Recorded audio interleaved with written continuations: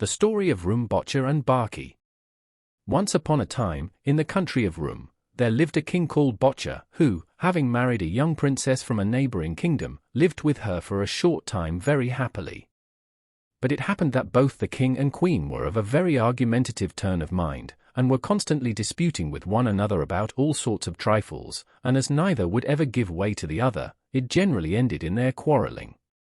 The king, who was a proud and headstrong man, was not at all pleased that his wife should venture to maintain her opinion against his, and gradually became very much incensed against her. One night, as the two were sitting together after dinner, a fox began to bark in the palace grounds outside. "Ah," said the king, "do you hear that tiger roaring?" "My dear," replied the queen, "that is not a tiger, it is a fox." "Certainly not," said the king. "Do you think I don't know a tiger when I hear him?" "There can be no question but that it is a tiger." The queen again contradicted him, and a heated argument ensued, in which neither convinced the other. At length, the king said that he could not stand this argument any longer, but would submit the question for decision to his council on the following day. If the council agreed that he was in the wrong, he should be sent adrift on a log of wood on the great river that flowed past the palace, but if the queen should be found to be in the wrong, she should suffer this fate. So next day the king summoned a council, composed of all his wisest ministers and men of science. When they were all seated in the council chamber, he addressed them as follows. "Last night," said he, "some beast began to bark outside the palace. I maintained that it was a tiger, the queen affirmed that it was a fox. I desire to submit the question to you for decision. If you decide that it was a fox, I agree to be sent adrift upon a log of wood on the great river which flows past my palace, but if you think that the animal was a tiger, then the queen is to suffer this penalty." So saying, the king withdrew, leaving his ministers to decide the question. The councillors, after weighing the matter for some time, summoned to their presence several peasants living in the neighborhood, and these being all agreed that no tiger ever came within many miles of the palace, whereas foxes prowled there nightly, it was clear to the council that the king was in the wrong. Before any decision was given, however, the oldest councillor rose and addressed the meeting as follows.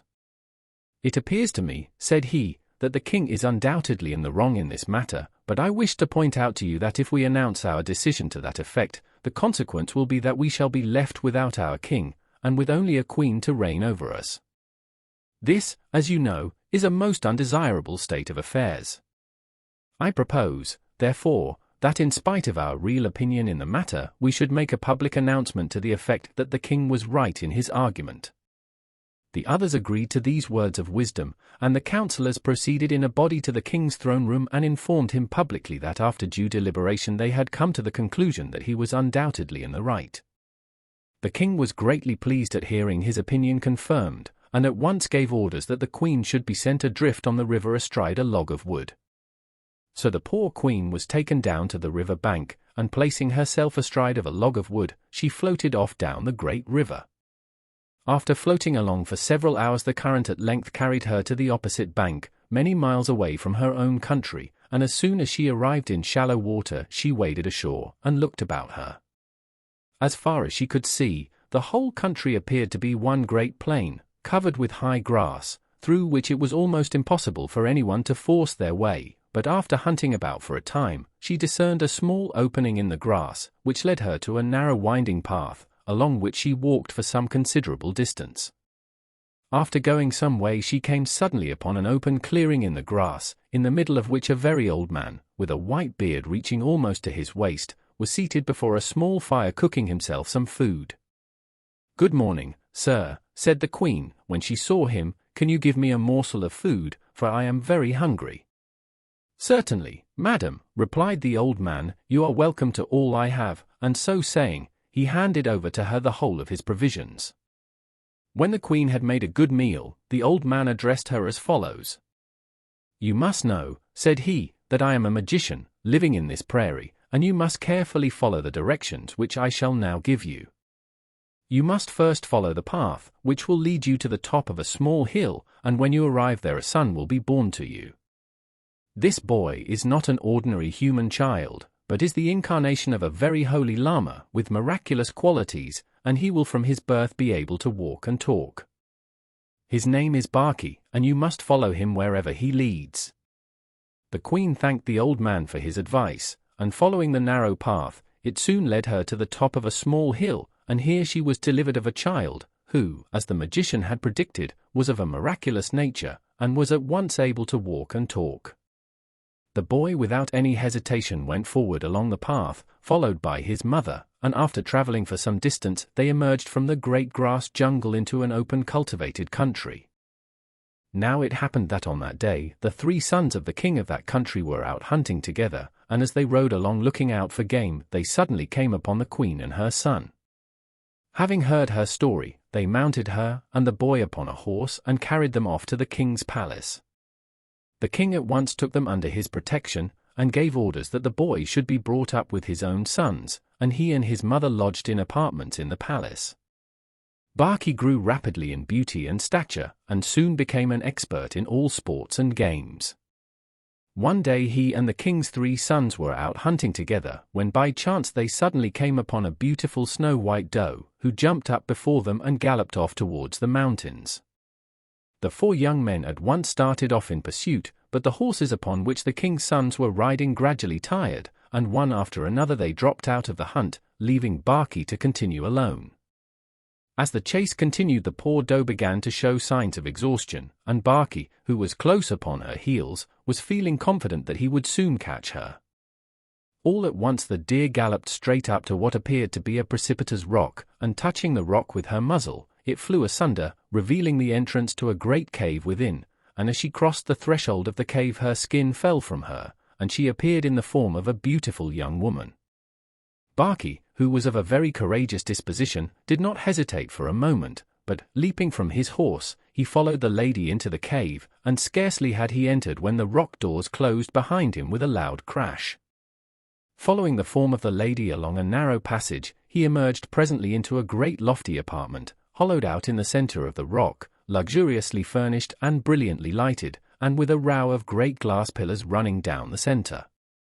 The girl meanwhile had seated herself upon a couch in one corner of the room, and addressing the young man, she asked him who he was, and what he meant by thus thrusting himself upon the privacy of a lady.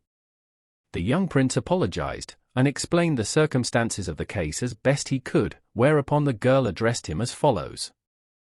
"You must know," said she, "that the place where you now find yourself is the abode of a terrible and bloodthirsty ogre, and that I, who am human like yourself, was captured by him some time ago, and he proposes shortly to make me his wife. Meanwhile, he has taught me certain magic spells, which enable me to transform myself into any animal I please, and to come and go at my pleasure, but without the assistance of some human being it is impossible for me to escape from his clutches. But we will talk further regarding these matters tomorrow. It is now near the time for the ogre's return, and if he finds you here he will certainly kill you without the least hesitation, so you must hide now before he returns." So saying, she went over to the central glass pillar, and, unscrewing a portion of it, she showed him a cavity inside, within which he concealed himself. Scarcely was he securely hidden within the pillar when the door of the cave flew open, and a huge ogre entered the central chamber. Calling the young lady to him, he commanded her to bring his dinner, and after making a sumptuous repast he sat down on some cushions, and began playing the guitar. At the first sound of the music all the pillars in the room, with the exception of the one in which Baki was concealed, began a slow and stately dance, his pillar alone remaining firm and unshaken. When the ogre saw that one of the pillars was not dancing as usual he grew very angry, and seizing a huge hammer in his hand, he advanced upon it, threatening to shatter it into 1,000 fragments, but the young lady, seizing him by the arm, begged him to spare it. "Look," said she, "at the position of the pillar. It is the most central and the largest of them all. No doubt it feels some sense of dignity and wishes to be distinguished from the remainder. Spare it at any rate tonight, and it will probably dance as usual tomorrow." The ogre agreed to this, and shortly after retired to rest. Next morning at daybreak he set off about his business, and as soon as he was gone the girl opened the pillar and released Baki, and after giving him a good breakfast, she spoke to him as follows. "It is a very difficult thing," said she, for a human being to kill an ogre, for whatever damage you may do to his body is of no avail unless you can also destroy the object with which his spirit is bound up. Now this particular ogre's existence depends upon the life of a green parrot, which is carefully hidden from human view, but I have ascertained where it is kept, and will explain to you how you may find it. Behind the rock in which we are now living you will find another great rock standing by itself. You must go up to this, and, kicking it 3 times with your right foot, you must exclaim at each kick, "Great Raven, open the door." As you pronounce these words for the 3rd time the door will open, disclosing a large cave, in the center of which, seated upon a red stone, you will see a green parrot. If you can kill this parrot you will also destroy the ogre without any danger to yourself. On hearing this, Baki at once promised to follow the lady's directions, and she released him from the cavern. Going round to the back of the rock, he found himself face to face with another great rock standing by itself. Kicking this rock 3 times with his right foot, he pronounced the magic words, and as he said them for the 3rd time 2 rocky doors flew open, disclosing a cave inside. Entering the cave he saw a green parrot seated on a red stone in the center, and he at once seized the bird and wrung its neck. As soon as he had accomplished this he ran hastily back to the main cavern, and as he approached the entrance he saw the ogre, who had just been returning to his home, lying across the threshold stone dead, with his neck all twisted. The young lady was greatly rejoiced at the successful issue of their adventure, and the two, leaving the ogre's body behind them, proceeded forthwith to the capital of the country, where the king's palace was situated. On arriving at the capital, Baki decided to hire a small house, where he could lodge the young lady and change his own dress before proceeding to pay his respects to the king, so having taken a house in the suburbs, he left the lady there while he went out himself into the streets to hear the news. He soon found out that during his absence the king had announced his intention of marrying Baki's mother, and the poor lady, now that she had no son to protect her, had protested in vain, saying that she was already the wife of another. Baki was very indignant when he heard of this treacherous conduct on the part of the king, and determined to foil his plans. So returning to the young lady, he related to her all that he had heard. "Do not be anxious," said she. "If you will follow my advice I will show you how you may yet get the better of the king." And she forthwith instructed him in certain magic spells, which she had learned from the ogre. Armed with these, Baki proceeded at once to the palace. When he arrived in the courtyard he sat himself down upon the king's mounting block, and muttering the necessary spell, he was at once transformed into a large cowrie shell.